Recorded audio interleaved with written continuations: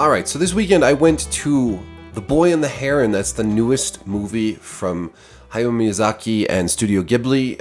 It's the first film Miyazaki has made since he's left retirement again to make another bizarre and wonderful kids movie. But I say kids movie very loosely. Studio Ghibli films are for all ages. That's because they make movies that tell stories that, while they might seem like kids' stories, are dark and deep and sort of full of wonder and imagination, and are really like nothing that is made here in the West. This is not Disney. The Boy and the Heron takes place. It's actually, oddly enough, the last movie I reviewed on this channel was the Godzilla Minus One, which takes place at the end of World War II in Japan. And The Boy and the Heron also takes place towards the end of the war in Japan. And there's a very Narnia-like quality to this movie. It takes place, it opens in Tokyo. And I'm not going to do a lot of spoilers here, but I will sort of give a bit of a premise, right? Nothing that will ruin your surprise or delight at this movie, but it opens in Tokyo, and the main character, Mahito, and him and his father, played by Christian Bale, have to leave Tokyo after some tragedy befalls their family. And they go to live with Natsuko, Mahito's aunt, out in the countryside. So, in Narnia, the kids leave London during the bombing and go and live with their uncle in the countryside. And it turns out that their uncle has secrets and a doorway to another world. And this is very much paralleled in The Boy and the Heron. Once they reach this estate, strange things begin happening, including this weird gray heron that starts effectively following the boy around. And then also Mahito finds this old tower that has been blocked off, and there are all these little grannies, and they kind of make these comments about hoping that he's not taken, and so on and so forth. So one thing leads to another, and Mahito enters another realm, a magical realm that is, again, there are some similarities. It's like a sort of twisted Narnia with rather frightening parakeets and pelicans. And this movie has a lot of birds in it. From here, this is where I don't want to really reveal spoilers. This is where the movie, the bulk of the movie takes place in this other world, this adventure, this magical adventure that's I don't know, if you watched other films like Spirited Away or Princess Mononoke or Nausicaa and the Valley of the Wind or Ponyo or Totoro, you know that these movies have a very different structure than a lot of what we're used to in the West. I'm not a huge anime aficionado or anything like that, but I love Studio Ghibli, and I love how so many of these stories they just are so offbeat and off kilter compared to what we're used to. Things happen in these films that don't make a lot of sense necessarily.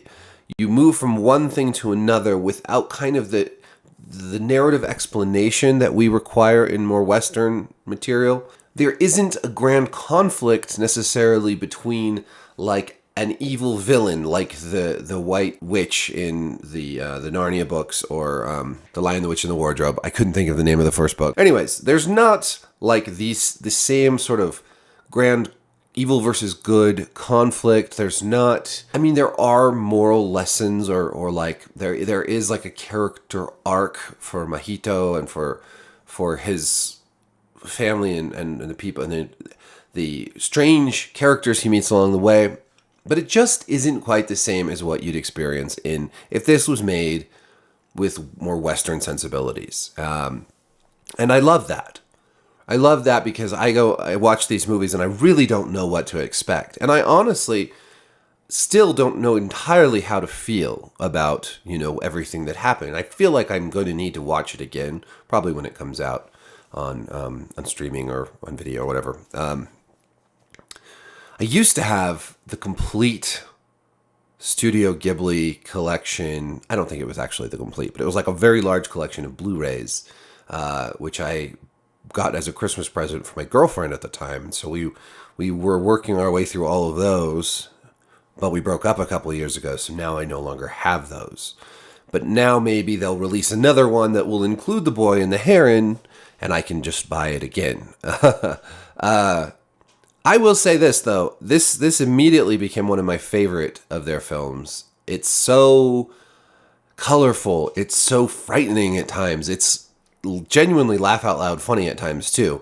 The parakeets are both the scariest and the funniest elements or characters or whatever, creatures in this movie. I never expected a movie to make me ever feel anything with regards to parakeets, but this one does. The voice cast is great. We have Robert Pattinson plays the Heron. I honestly, at first I thought it was Mark Hamill playing the Heron. I never would have guessed in a million years that was Pattinson's voice. Hamill does have a role in this as the great uncle. There's Christian Bale as the father. Dave Bautista plays the Parakeet King.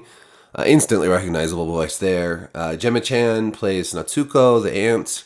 Willem Dafoe plays the noble pelican, who I won't give away his role. Karen Fukuhara plays Lady Himi. And Florence Pugh plays Kiriko. So, great cast. Obviously, I watched the dubbed version. Okay, it's weird. When I watch foreign films, I like to watch subtitles 99% of the time. Like Godzilla Minus One, I was really glad that was not a dubbed movie.